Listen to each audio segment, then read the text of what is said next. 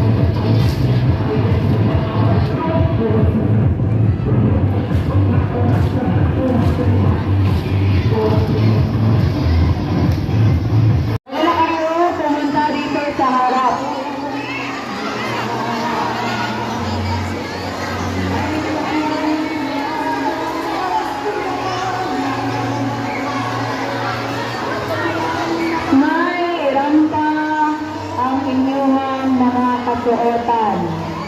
Be confident.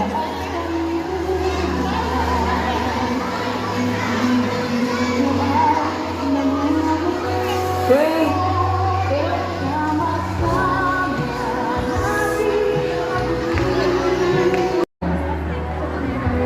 Dahil amin ang magandang kasuotan ko, hindi naman or wala namang kumpiyansa sa sarili.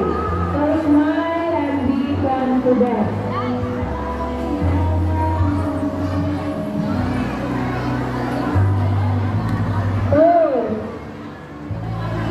Na parang si Patricio.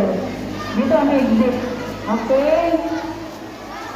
So boys, pumunta na kayo dito sa harapan.